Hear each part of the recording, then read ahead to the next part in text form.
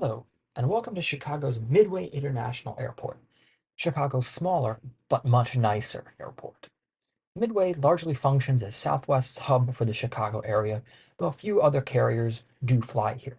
Southwest does control a whopping 91% of the market share at Midway, the rest of the market share being split between Frontier, Porter, Volaris, Allegiant, and Delta. I'll be flying Southwest today on one of their older 737-700s to Baltimore. All the check-in desks are located on the upper level, and the one security checkpoint and the gates are located down the escalator. Security was very quick, and the TSA pre-check line had me airside in about 2 minutes. Midway is set up in two concourses with a food court before each concourse. Midway isn't nearly as crowded or chaotic as Air, and is quite peaceful and easy to get around in, making for a very nice airport to fly out of or transfer through. You don't have to deal with the mammoth taxi times of O'Hare or walk for miles to get to your gate. On the way to Concourse A, there's an awesome little display set up about the Battle of Midway, after which the airport is named. There is also a Douglas Dauntless dive bomber hanging from the ceiling, and this plane was instrumental in sinking the 4 Japanese aircraft carriers that were sunk by the US Navy during the battle. Past this cool little display, to the A gates, where today I'll be flying out of gate A16. My ride for this 90-minute hop to Baltimore is this 11-year-old 737-700, registered as November 954 Whiskey November. Southwest, for the time being, has a very unique boarding process.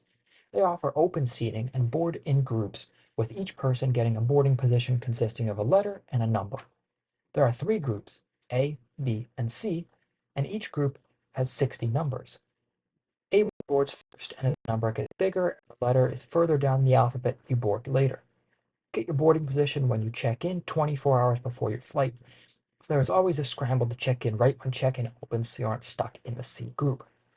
The seats on Southwest 700s are very comfortable and well padded, but unfortunately don't have adjustable headrests, though they do recline.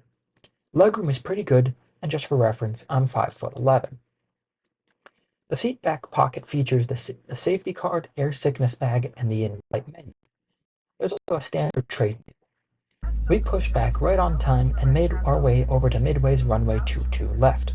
Pouch is shown on the safety information card. Place the vest over your head, wrap the strap around your waist, buckle it in the front, and pull it tight. Once outside, go down the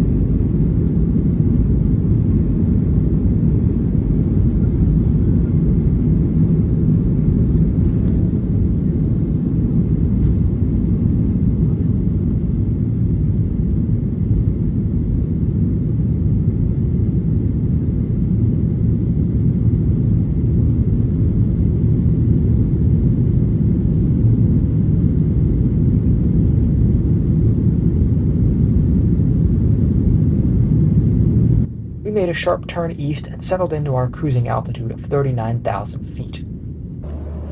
In-flight service began soon after, and we were served a packet of cinnamon cookies and a choice for drink, for which I chose Dr. Pepper. While Southwest, like all other low-cost carriers, doesn't have TV screens, they do have a flight entertainment system that you can connect to through your phone. Once you connect to their Wi-Fi, a pop-up will open showing their IFE system. There's a wonderful flight map that can be moved, has multiple angles, and even shows off flight information, like speed and altitude. There's a wide selection of movies and TV shows, and they also offer about 15 live TV channels.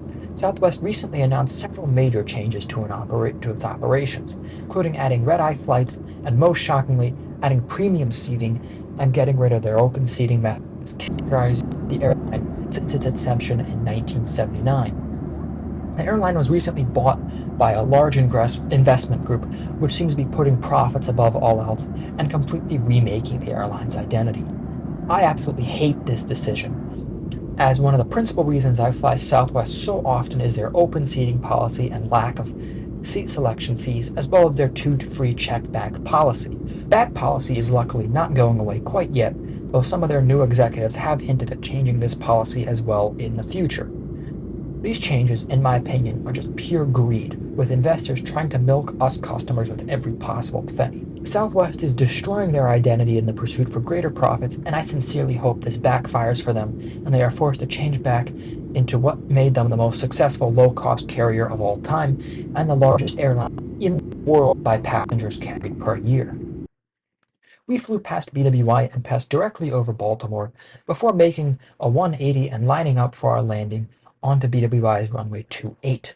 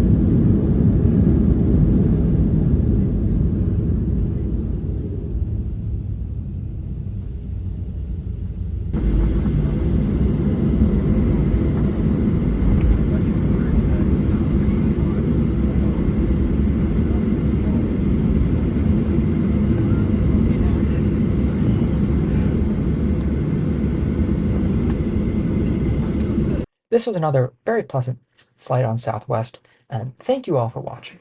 If you enjoyed this video, then don't forget to hit the like and subscribe buttons, and I will see you all in my next trip report.